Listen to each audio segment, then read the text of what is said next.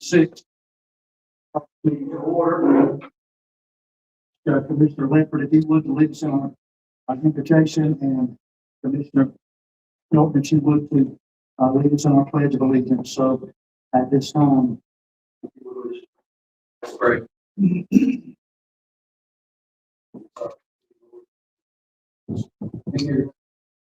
Let business Yancey County do so this way. Next, sorry, Jesus name. Please stand.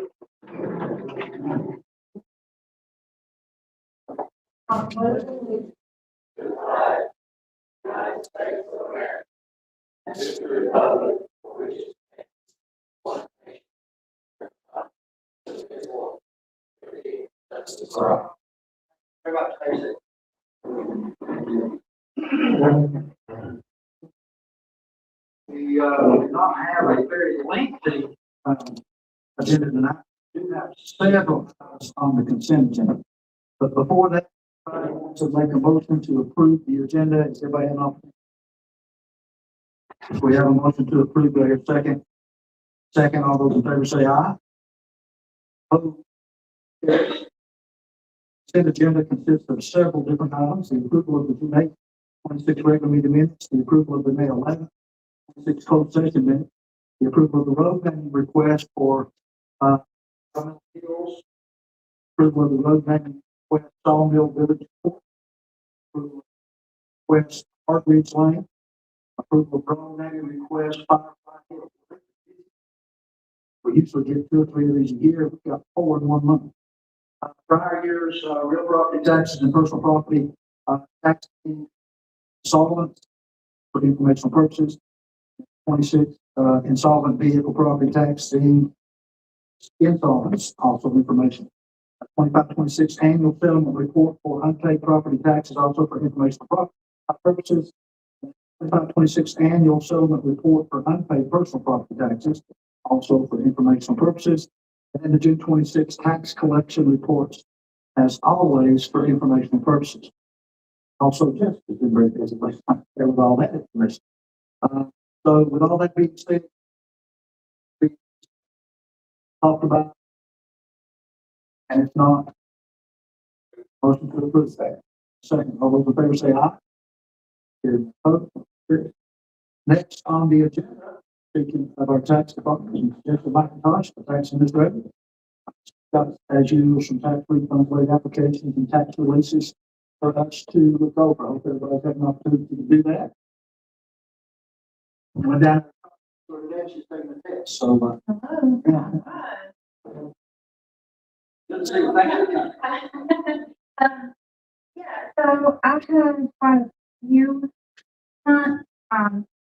including late application for elderly exclusion.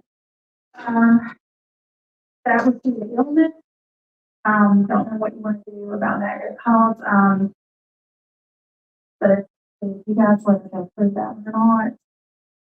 And then I had a late PV that just found out about the program. And we'll talk about in a minute. Any discussion on these requests? Have a motion to approve. Do I hear a second?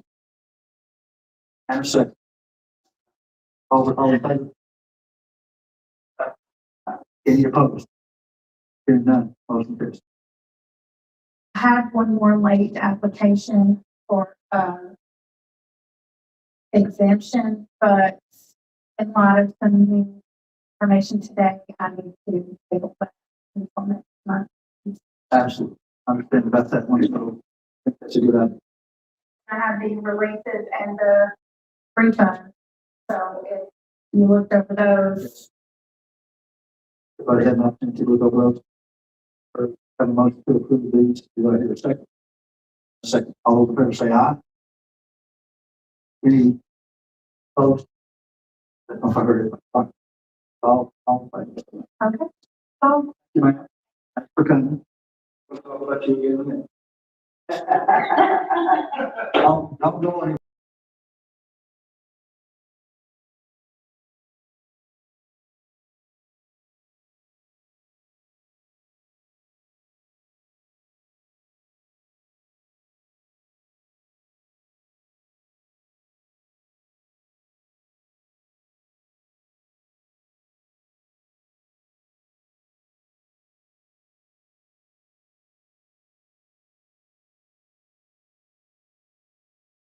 in 1974, they mandated that every county had to have an ambulance. Prior to 1974, EMS was ran out of funeral homes using hearses. April 1st, 1982, Yancey County went to EMT basic level with one duty truck and one standby truck. And in 1986, Clay Carroll became the EMS director and took the service to EMT-I, which is intermediate. We now recognize that as advanced EMT. In 1988, the service went to EMT-AI, which was cardiac technician, which meant that they could put 12 lead cables and do an EKG. In 1990, the service started training staff to become paramedics. They sent staff to AV Tech Marsville campus for training for that. And July 1st, 1991, Yancey County began functioning at the paramedic level and contracted with Mission Hospital to provide EMS service. And a little fun fact, Haywood County was the first county in North Carolina to begin functioning at the paramedic level. Yancey County was 33rd out of the 100 to start functioning at the paramedic level, so not too far behind. And July 1st, 2020, Yancey County took over EMS operations. I know there's been a lot of settle as far as agencies moving away or county funding going away from like long-term partnerships. But one of the reasons that Yancey County chose to go county ran was HCA bought Mission, and then they had to come up with a new ambulance contract. So with that, there was a lot of questions as far as quality of care and how that would continue. Yancey County decided to go county ran. Our neighbors, Mitchell and Madison, decided to go third party. And I will say that after experiencing what those counties have experienced, Mitchell County went county ran in December, and Madison County is not far behind. So they've reached out to us and we're helping with them. And what it boils down to is the county has more control and say so over the level of care that the county gets when they're able to control it on their own. And our neighboring counties found that out. 2022, services expanded with our community paramedic. In 2023, services expanded with our SRT team, Wilderness Rescue and Canine ALS team. And in 2026, we expanded protocols to include the whole blood. We had an expanded scope of practice for pediatrics and also listed expanded medications. So a little bit about us. We've got 24 full-time paramedics. That's a growth of 8 full-time positions since June 1st of 23. 17 of those are critical care paramedics. That's a growth of 7 since September of 2024. We have 1 full-time vacancy for community paramedic. We have 1 full-time community paramedic looking to add a second one. We previously did have 2 full-time community paramedics, but Nicole had to step down for family. We've got 24 part-time paramedics, so that's a growth of 10 part-time positions since September of 24. We have 1 advanced EMT that's full-time, and he's enrolled in paramedic school, and will start Mainland in August. We have 3 employees who have 30-plus years of experience. We did lose 5 experience in the past couple of years with retirements, Randy, Joel, Denny, and Mac. They had all over 30 years. They recently retired, and then Sharon, our administrative assistant. So we'd like to congratulate them on a well-earned retirement. But still, altogether, we've got a combined experience of over 550 years. So a little bit about our service. We run 30 ALS units, 24/7, 365, staffed with dual paramedics. 92 growths approved by NCOEMS and 66 approved skills by NCOEMS. One of those skills is a drug-assisted airway, which requires 2 paramedics and is highly regulated by the state. This is an optional skill. The state doesn't mandate agencies to do this due to the amount of extra training staff must have, as well as having dual paramedic staffing. And that's one of the reasons the neighboring counties have decided to go county ran, because they can actually say, we want 2 paramedics on our truck, or we want a paramedic and a paramedic supervisor that can jump in if they do have an advanced EMT. Exactly. And being as far away as we are from a hospital, it's very detrimental if we're not able to perform this skill. We have 4 ALS QRVs, EMS ship supervisor, community paramedics. We have 2 vehicles and my EMS director vehicle, they're all ALS certified. We provide 911 response to citizens and visitors of Yancey County. We do have mutual aid agreements with Madison and Mitchell, but that's for emergency mutual aids only. We provide routine scheduled transports to and from primary care physician offices for patients who are bedbound. That's as long as our 911 call volume allows. We don't want to take a 911 truck out of service for routine transport. Interfacility transports for critical patients from Blue Ridge Regional Hospital to surrounding hospitals within a 60-mile radius. That's again, as long as 911 call volume allows. We don't take routine interfacility transports from Blue Ridge. This depletes our ALS resources to respond to 911 calls. Mission has their own interfacility transport service called On the Ground, who's responsible to do those transports. We just try to help out when we can. And we don't take discharges from hospitals home or to a nursing facility who are not bed confined. Reason being is if they're not bed confined, their insurance says that that ambulance transport is not necessary. So then that leaves a hardship and burden on the patient. Our equipment that we have the power load stretchers, which is a huge fact saver and career longevity item that we've got. It actually will load the stretcher in the back of the truck itself. Soul X cardiac monitors, we've got Soul ventilators, IV pumps, and then we've got a truck slated to go for remount, which means we're trying to save the boxes that we have. So we'll put them on it, take it off, put it on a brand new chassis that we purchased from, we get several quotes from Ford dealerships, and we found that Ford's no shade against Chevy or Dodge or anything else, but we found that that would do very well for us. So we will put them on that chassis just to help save the cost of the box. We have been deemed a continuing education teaching institute through December 31st of 2028, and that's something that we're going to continue to pursue. So we can provide continuing education that's accredited, that counts towards recertification for all of our first responders and our staff. We have 2 SRT medics that are shared with the Yancey County Sheriff's Department. So one of them is full-time employed with the Sheriff's Department. He's also a paramedic. And then we have a full-time paramedic who's part-time employed with the Sheriff's Department. So that allows them to go on these high acuity calls and they're able to swap into whichever mode they need to, if they need to assist with Sheriff's Department duties, or if they need to actually do ALS skills, they can turn into being a paramedic if needed. We have a K9 ALS team. In October 2021, House Bill 679 allowed EMS to provide emergency care and transport to K9 officers and ambulances to animal hospitals. So our county sheriff's department spends a lot of money on these dogs and training them, and they are considered police officers. So we have K9 protocols that are approved with MedVet, who is the vet that the sheriff's department uses. And we have specialized protocols that were approved for 4 of our working dogs in the county, Jackie, Chan, Axel, Ember, and Sar. We have a wilderness rescue team that is made up of members of Yancey County EMS paramedics and volunteer first responders.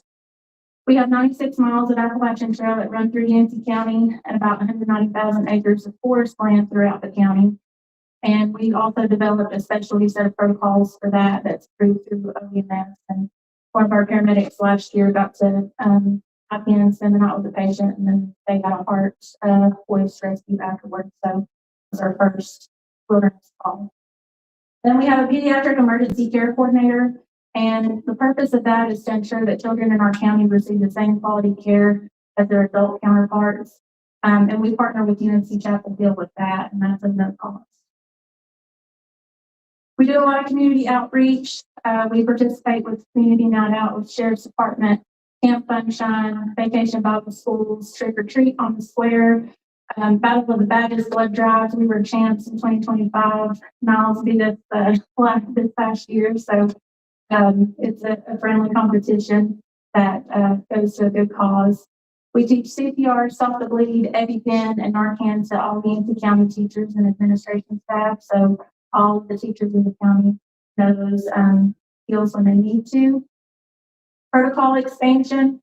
Every October NCOEMS releases a new set of protocols. What we've added is pre-hospital ultrasound, which quickly assesses for internal injuries that might not present initially. We look for free fluid around the heart or abdominal organs. We're approved to do an EFAS exam, so that's a quick trauma exam to see if there's any internal bleeding. We look for lung sliding to see if there could be a collapsed lung, and then cardiac activity during cardiac arrest or resuscitative measures, and then IV access for difficult IV access. We placed whole blood in service on 7/6 of this year. We actually used it 4 days later on our first patient and saw a big just improvement in the patient's vital signs presentation. So 4 days later, this is a project we worked on for over a year and a half in partnership with Advent Health. And then just 4 days later, getting to see it in action was very rewarding and gave the crews a confidence boost just to see their hard work and training go into action. In ages 1 to 44, trauma is the leading cause of death, and 40% of it is due to blood loss. So the military's been doing this for over 20 years with success, so they've dropped it down to EMS levels to be able to do.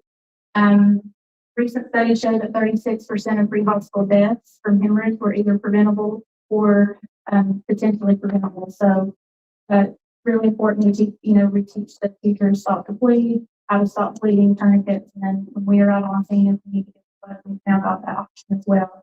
And being as far away from a trauma center as we are, the gentleman who had the traumatic injury was in Egypt Ramsey town. It was a 50-minute transport.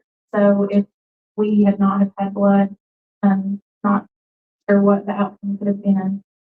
So we're very thankful that we have that partnership with Advent to provide that to us. Some protocol expansions that we've also done, we've added a fentanyl infusion for post-intubation management. So that's where we've got somebody on a ventilator, breathing tube. We can help sedate them and make the procedure more comfortable. We've added Droperidol, which is a rapid treatment for severe nausea, vomiting, and abdominal pain. And we also added heparin, which we also already got to administer that in the field.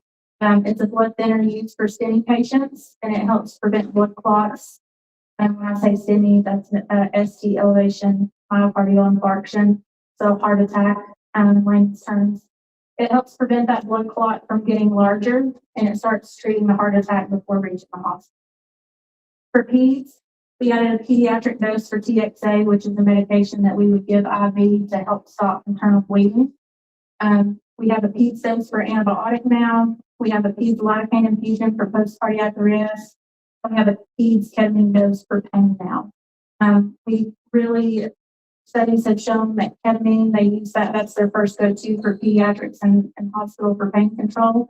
So Dr. Winslow, who's our state medical director, has allowed our local medical director, Dr. Stacey Serene, with his counties. So he provides medical direction to Buncombe, Madison, and Yancey counties. He's allowed us to be a pilot program for this. So not every county can give ketamine just yet.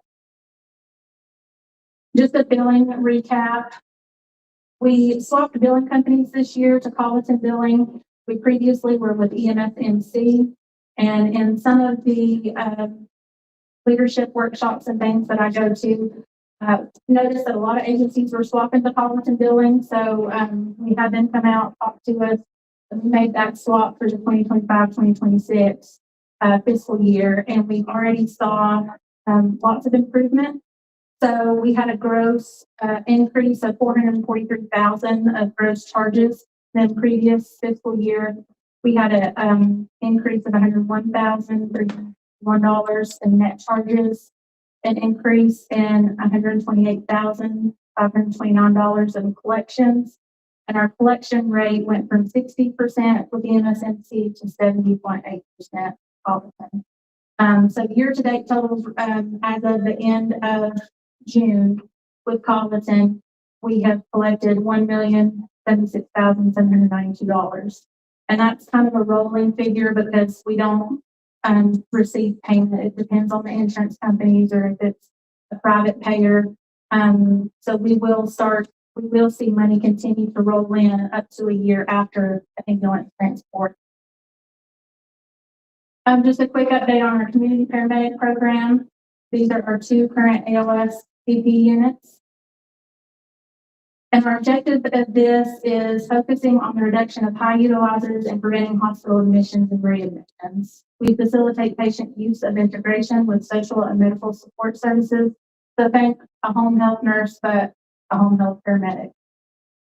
We provide fall risk assessments, home safety assessments, CO smoke detector assessments, medical screening for DSS welfare checks, hypertension follow-up, diabetes education, 72-hour substance misuse follow-ups, person checks, medication compliance, 12-week, 15-lead, EKGs, blood draws, and then education and review care plans. So a lot of times, especially in our elderly population, if they're discharged from the hospital, they get a packet of paperwork and they go home and they don't really fully understand it. So our community paramedic can actually go and help them understand that you have had a medication change and you may feel this way, and really help kind of bridge those gaps. The call volume has consistently grown. So in 2022, there was 271 CP visits. Year to date, 2026, we're up to 571 with a projected total of 1,151. So they also help respond to 911 calls when we need an extra set of hands if they're not busy. So they, in the last year, did 63 911 assists for us, and that definitely helps us. We either need a driver or we need extra hands in the back. So and that position is very important to everybody. We did receive a grant from North Carolina Department of Health and Human Services, Rural Health Transformation Program. We were awarded $493,695. And the things that this grant can go towards is an additional CP clinician, guide specialist, administrative support, an additional CP QRV with ALS equipment and monitor, different sets of point of care testing. So think lab results, lab machines that are mobile, new software and technology upgrades, behavioral health and mental health, substance use disorder, trauma informed care training, and telemedicine providers, something that a lot of our local primary care offices would love for us to be able to do is assist them with telemedicine appointments for their homebound patients. So being able to expand this program is just going to help us fill that gap for them as well. That's all I've got. I tried to talk through it real quick. We've had a lot of very exciting updates, and we've hit the ground running since January with training on all these new protocol updates, and our crew's been busy, like Jeff said. All in 1 week, our crew's delivered a baby last Friday night, July 3rd, and then this past Friday night, they administered blood for the first time. So been very busy, lots of good things. Mhm. Mhm. Mhm. Mhm. Yeah. Yep. And then the doctor, there's equipment that the doctor, it's almost like a FaceTime. So the doctor can see what Evan is seeing, and the doctor can hear the breath sounds or the heart sounds, just like Evan was listening. Mhm. Right. Mhm. There's a couple of pilot programs, but nobody is that we have been told in the area is doing that.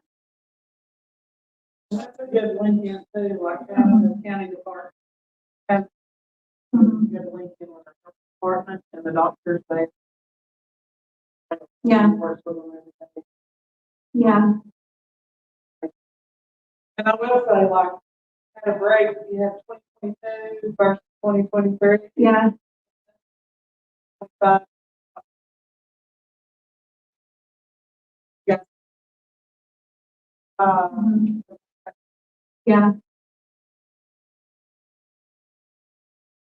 Cases, they train for all Mhm.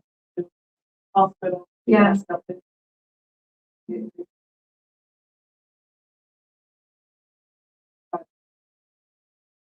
Yeah. So, Well, when we were part of the compliance. Yeah. We got a lot of technology. So we see, a lot of times we want to do the first grade, we would do the same with the ambulances, a lot of people here. We'll get first grade one. service, every single thing y'all do. Yeah, and that's the thing, when, when Mission had the contract, Mission, a lot of times, I don't think the community knew that, was it would take the ambulances that were supposed to be in the county for 911 services to do interfacility transports that were non-emergent. So that would leave Yancey County wide open with no actual emergency response coverage. So that was another big reason for the swap to go county ran, because at that point in time, you can say, no, we've got, it's in routine, we've got to stay in our county for emergency services, especially since the hospital has. I will say Christie has fought hard on this our side a lot. But, And I've seen it. on that hospital straight.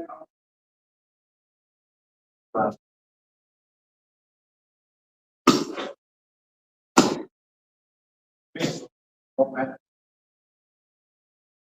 No, they're a little behind because they didn't go county ran when we did, so they're playing catch up.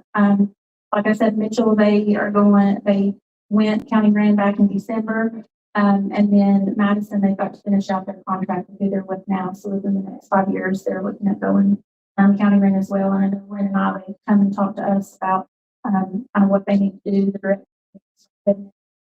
follow up. But this is like a- So it's have employees for Yeah. the director.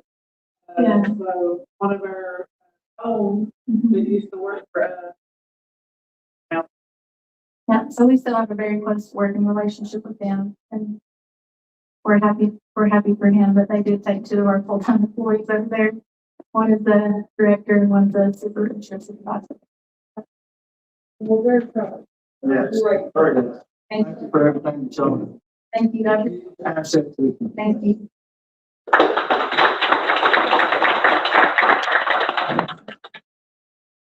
All right, next on our agenda, Madam Community College, Dr. Aaron Gable, is speaking to us and giving us some updates. Welcome, sir. Thank you for coming. You've been faithful to come and sit back there and listen, so we can hear you. All right. Wife said that's probably not preached. Perfect. Great presentation on EMS. I don't think it's any small coincidence that the first year was mandated was the year I was born, 1974.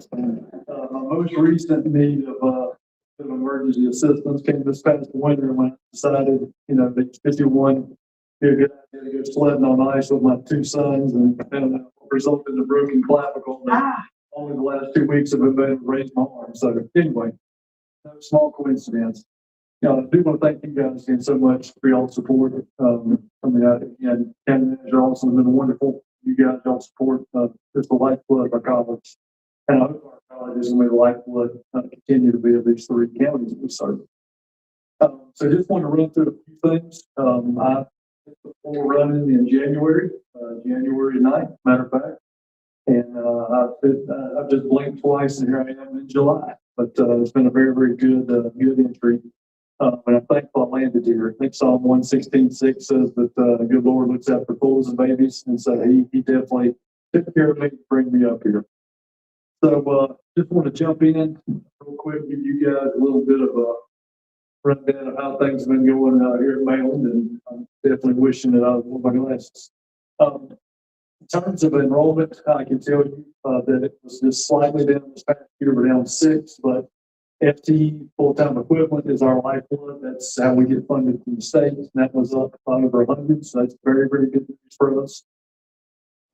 Workforce, I definitely see those numbers, which is where some of the reduction was at. That should go up this next year. In terms of our programs themselves that lead to associate degrees, diplomas, certificates, we ended the year with 182 prior to summer session beginning.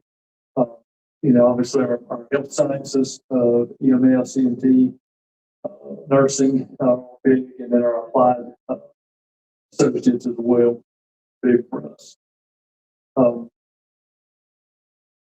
New programs, medical lab tech, and AAS and health sciences, we're very excited about that. And I'll get to in a moment kind of what's going to help fuel some of the growth in this area. Career tech, culinary arts are getting off the ground. got, bid opening, I think tomorrow, renovate the area in the arena, to be able to move the culinary arts program over there, which we think would be huge, especially in proximity to the hotel. Cybersecurity, is a big deal, and a lot of the area colleges 4-year, programs that we would like to be able to feed, growing that certificate into eventually into an associate's degree. And then early childhood, telling y'all the number of daycares that need qualified folks to be able to help take care of the little ones. So we look for this to really be a boom program for us. And workforce, the hospitality management, referenced before with what we have over at Three Peaks. And then our child advocacy studies, and we're one of only a couple institutions and the only community college that's engaging in this kind of work. And we're partnering with DTSU, so we're very excited to see where that goes. So Three Peaks is the big event space where, you know, if you're doing trivia anytime in the near future, the Pine Ridge Bucks were the ice hockey team that played there in the 80s. I think I didn't live up here then because I love me some ice hockey. But the event space itself, it's kind of been a work in progress as we have funds. We do the work. Culinary arts is going to be coming on board hopefully by next fall. It's not this year, but the next should be up and running. Cosmetology, if you've not been out there, they give me haircuts. They can't make me any prettier, but you know they're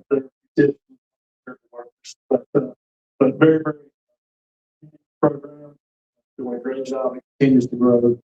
Massage therapy is actually at our Yancey campus, but eventually we'll get it moved over to that same space, so we'll kind of have the whole spa vibe there at the arena. Hotel was the Pine Bridge Inn and was the old Harris High School. We employ a lot of our students there at the hotel. Eventually the restaurant and bar that off the ground, but they now just getting the furniture in and getting the final inspections and approvals. So a lot of exciting things there, a lot of practical application for our students. This was one specifically as we look at Yancey County. If you guys haven't been out to tour on Spock at some point, please do yourself a favor and come check it out. It's something that we should be extremely proud of in general, especially this county. It's unbelievable. So this year, Skills USA team went and finished first in the state of North Carolina and fourth nationally. And of course, I'm a conspiracy theorist as to why I think we didn't finish first at the national level. But we'll save that for a sidebar when we're not on public record. But really, it's awesome what they've done. They basically created an implement that will help cool servers and computers. And instead of being, use a scientific term, PC parted together, it's one solid unit. And so we're looking to see how we could possibly scale this, because this is a very, very big deal, something that involves with have computers. You can see the relevance of it, but they were explaining it. I understood the overall theory when they started getting into the nuts and bolts. I just shook my head because it's unbelievable. These are, I think all three of these have been out of high school maybe a year, so we have them next year. So I can't wait to see what they do. But anyway, applied engineering studies. Wendell is a great instructor. If you have not been out there, please reach out. I'd love to meet you because I love excuses just to walk through out there. We also, are always good for instructors, and Miss Elizabeth Dillinger was recently recognized at a conference at UNC Asheville for her work with AI. So I know some people, could look at that and consider it a bad word, and probably improperly it could be.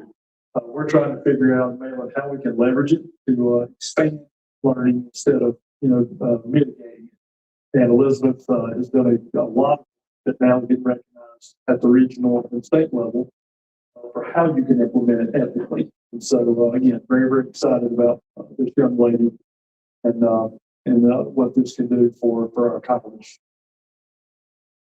Thrive Appalachia, something you folks may be familiar with. We're looking to get a good partnership going there. We're trying to work towards having a blacksmithing class here in the fall at the Yancey Learning Center.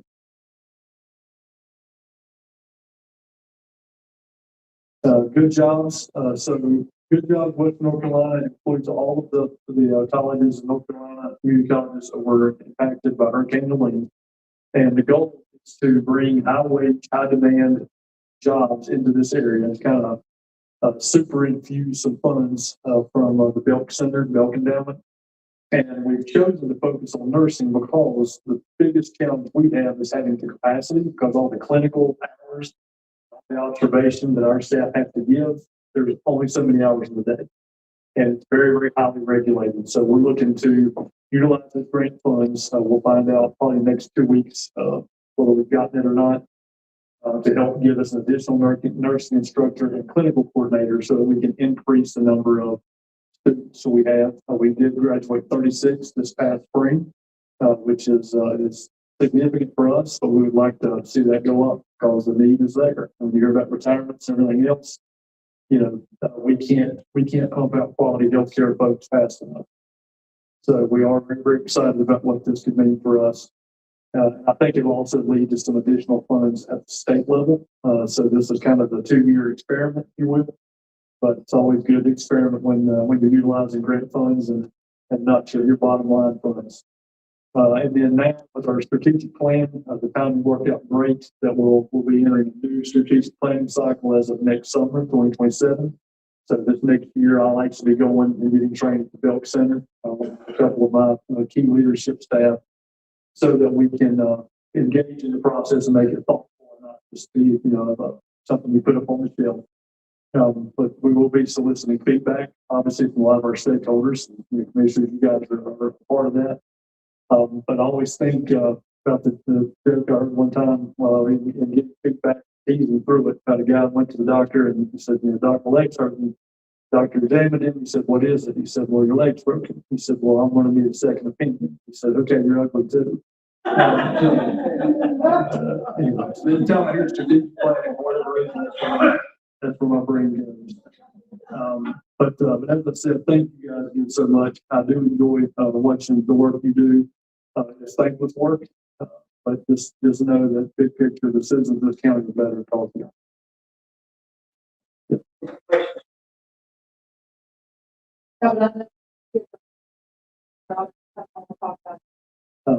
we go. I love it every second. I mean that. So, thank you. Appreciate you so much. Thank you.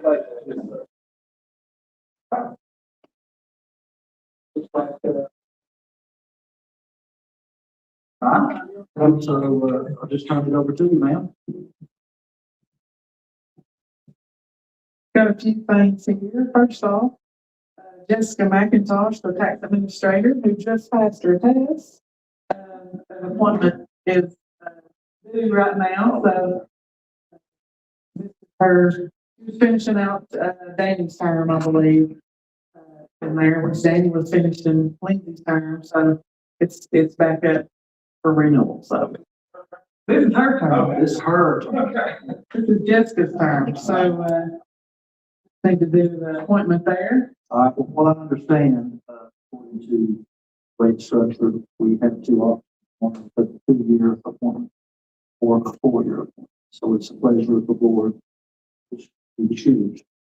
And I have my recommendation, but for the board like to see. We have a 4 on the table. We made it on a formal motion and a second. All those in favor say aye.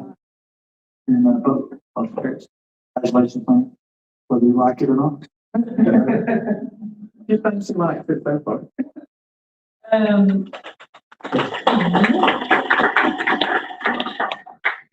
Second thing on our list is the resolution of the surplus property. That you guys accepted that bid on McKinney Road. We did the 10-day upset bid. That is, we didn't get an upset bid on that. And so that bid still holds at $5,000. We did have some folks come in. One guy came in, we thought he was going to place the bid. He did not. Had another couple came in, but it was after the deadline. It was in July, and the deadline was the 26th of June. So I had a little bit of interest, a little bit late there. So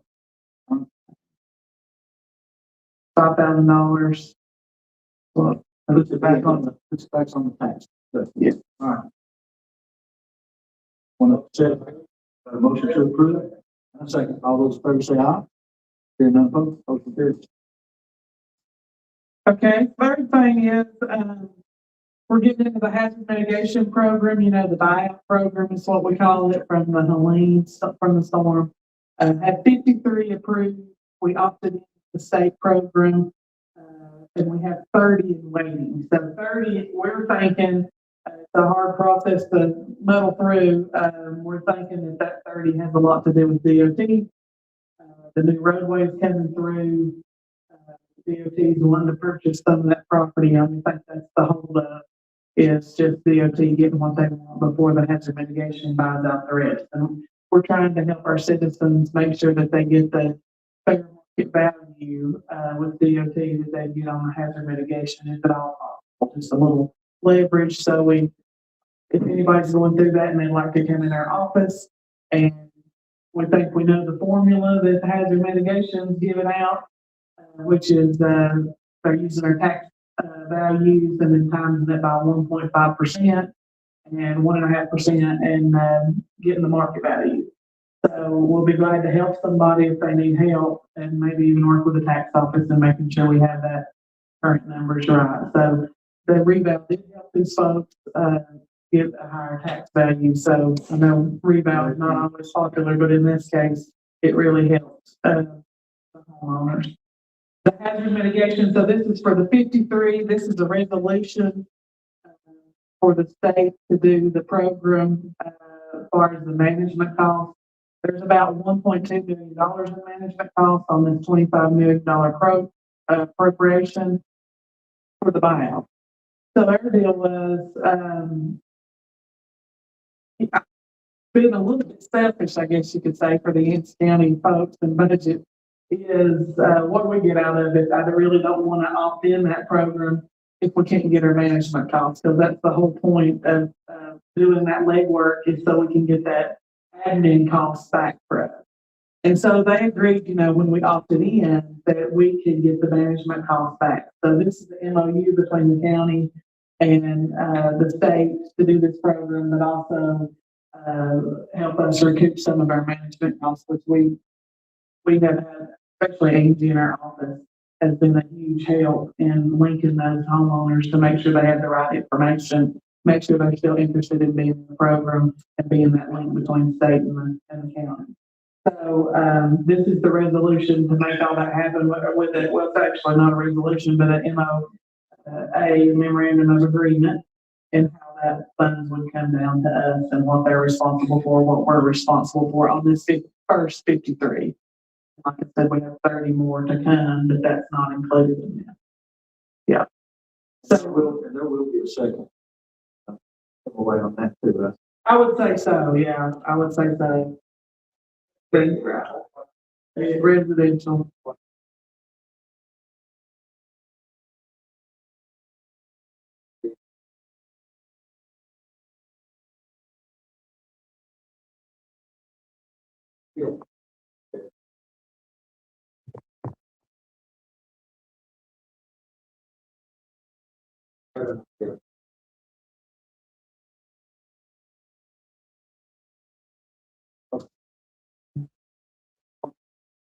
Two seconds. Thank you. And this,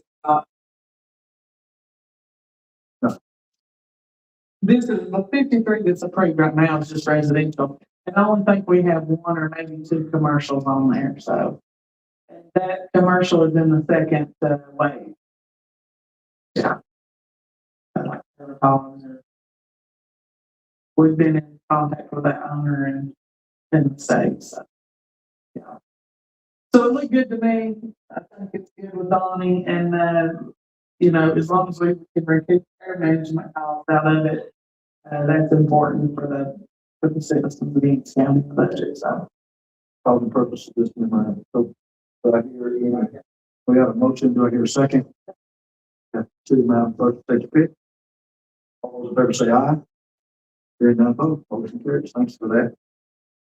The last thing is MOU for the CeeLo Commons. This is exactly what we did pretty much for the Green Mountain. So this is just kind of making them stand alone up there, bigger project. So more so than just one residential system. So, same concept as we did for the Green Mountain. Discussion on this. Your second. Second. All those in favor say aye. Being none opposed, motion carries. One more thing, if you guys want to pick up, we still have it tabled. I know we don't have it on this agenda. You can table it till next time. Is the TDA members. Just I want to keep that in your forethought that we have to get those 3 people approved. So if you want to leave it till next month, it's fine. If you have somebody in mind, we can do it now. So. Any discussion on PDA? Got a motion to second, so here's second. Second, all in favor, say aye. Being none opposed, motion carries. That's all I have. Thank you, Lynn. We appreciate that. Next on the agenda is County Commissioners Report. Got anything? I do have something. Wait. All right. Well, I would like to recognize Ms. Natalie Giddy and her team. Thank you so much for the great event last Friday, the 3rd on the town square, celebrating our nation's 250th birthday. I think y'all done a tremendous job putting that together and setting it up, and I thought it was really, really good. And we really appreciate you allowing me to be part of it. It was awesome. My son said thank you. All right, well, let's give them a big hand for all of that. All right. Next on the agenda is our county attorney's report, Mr. Ross. All right. And next is our public comments. For the second month in a row, it's extremely light. We only have one speaker, and that's Mr. Danny McIntosh. He can speak in back when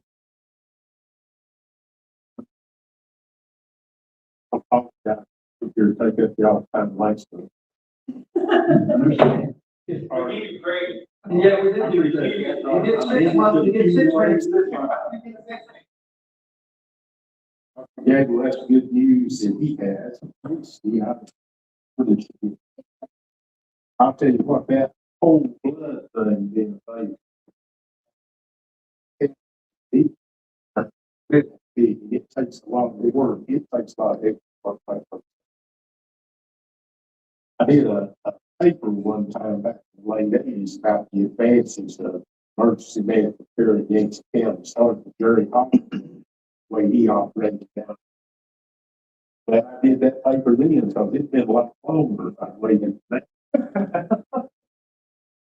I want to take just a minute to note the passing of Glenna Thomas Madden. Note that Glenna wasn't McIntosh, she was Thomas. Through Thomas' fashion, she was very directed in anything she did. She was very confident, very capable. Had history here in the courthouse. She was assistant court to Walt Thomas. He worked for Attorney Philip Thomas before he passed. He passed at a very early age, 42. And he did work for the Maiden Tech Dr. Yancey. Did that and he worked for Attorney Halifax. And whatever Clyde, by the way, Clyde was a single parent. Well, the 2 young daughters, her and Bertie, and it's been a great family. Of course, then they had Sam. That's another story. We'll put that